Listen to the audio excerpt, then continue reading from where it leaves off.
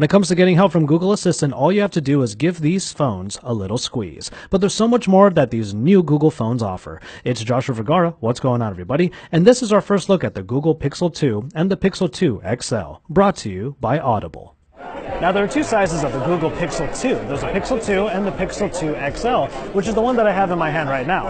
The Pixel 2 XL is actually pretty easy to handle still, and especially with the squeezing capability, it's still easy to do that and get right into Google Assistant without any problems at all. One of the workflows that we're probably going to end up seeing a lot is when you take the phone out of your pocket, you just take it out, and even with the screen off, you could just squeeze the device, and it will turn right back on and give you Google Assistant. The smaller Pixel 2 comes with 5 inches in its screen, and it's a full HD OLED screen. The Google Pixel 2 XL will have a 6-inch Quad HD OLED display that also rocks a 18:9 aspect ratio. Now, the Pixel 2 has the smaller screen and thus is a little bit easier to handle, which is expected, but the Pixel 2 XL does a little bit of a better job this time around with that 18:9 aspect ratio. The screen is a little bit taller than it is wide, like a lot of 18:9 aspect ratio phones that we're seeing this year, and thus it is a little bit easier to handle than its counterpart from last year. Now, if there's one thing that I was really surprised by, it was the dual front-facing speaker. Now, what we have are stereo speakers on the front to make it so that you're able to blast music or whatever you're watching at yourself, and I will admit, it's a little bit too loud in this area for me to actually test the speakers, but I will say this, when I played a YouTube video, I was actually able to hear it even in this environment. Now, that's not the best test, but we're going to do that testing even more later on with our full review. Speaking of audio, probably one of the big points of contention for people is going to be the lack of a headphone jack. Unfortunately, there is no headphone jack on these devices, which means you're going to be using either a USB-C adapted pair of headphones, or you're going to be using the Pixel Buds or any other wireless Bluetooth headphones in order to enjoy music and audio out of these new Pixel phones. Underneath the hood, you get the Snapdragon 835 with the Adreno 540 and 4 GB of RAM. And in both phones, you can get 64 or 128 GB of onboard storage with no micro SD card slot. The batteries are also relative to which device you get, as the Pixel 2 has a 2700 mAh battery and the Pixel 2 XL gets a 3520 mAh unit. And both phones have IP67 water and dust resistance.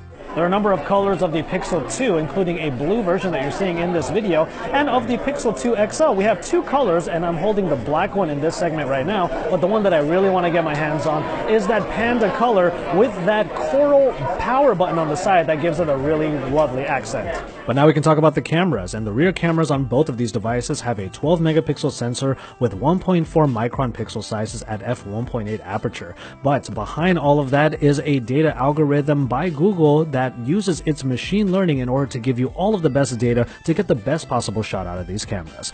Google is also going for the more data-driven photography experience, using machine learning as much as it possibly can in order to cater the shot to the best possible quality. But this portrait mode is also available for the front-facing camera, which is an 8 megapixel shooter. And as you can see, I'm in the Stranger Things little demo area where they're showing off the AR capabilities, putting Stranger Things monsters and characters right beside me here on this couch.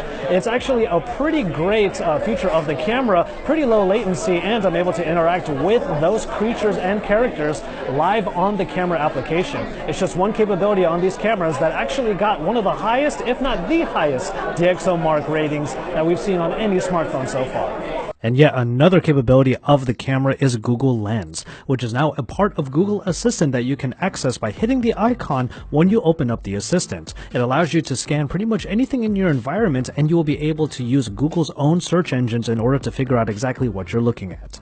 And of course, with the software, we have the stock Android experience with Android 8.0 Oreo at the helm.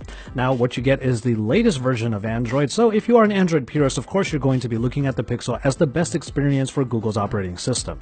If you're a veteran of stock Android, then you know what to expect here. The interface looks incredibly familiar, but the search bar has been moved to the bottom so that you are able to use it no matter what screen you're on. And then, of course, you're able to get to Google Assistant in a number of different ways, including now squeezing the phone. If there's one thing that's incredibly clear about these Pixel phones and about Google's product line for this year, it's that Google Assistant is definitely at the helm and is the focus of all of their products. We'll be giving you our full review once we get our hands on a unit, and I'm really hoping I get the Pixel 2 XL in that panda color, because that's the one that I definitely want to rock. So as always, thank you guys very much for watching, and thank you to Audible for teaming up with us to bring you all a free audiobook and a 30-day free trial via the link in our description, audible.com/Android Authority. Audiobooks from Audible are a great way to transform your commute, like one I just made recently across China and the Philippines to make it to this event. They have an unbeatable selection of bestsellers, mysteries, thrillers, and motivational books. For me, it's a great way to learn and improve myself, like I did with my current pick, and you're seeing it here, Headstrong by Dave Asprey. Optimization isn't just an Android thing, it's a way of life. Why not do for yourself what Android does every month and every year? Headstrong teaches readers about biohacking in order to bring out the best version of ourselves. I highly recommend it as a personal development and biohacking book, and you can get it right now for free at audible.com/Android Authority. That's audible.com/Android Authority. Thank you to the sponsor of our video, Audible. Ride, or fly, like I did, with Audible. So stay tuned to Android Authority for more about the Google Pixel 2, the Pixel 2 XL, and for all of Google's products that were announced today at their event in San Francisco. Keep it tuned to Android Authority for that and even more, because of course we are your source for all things Android.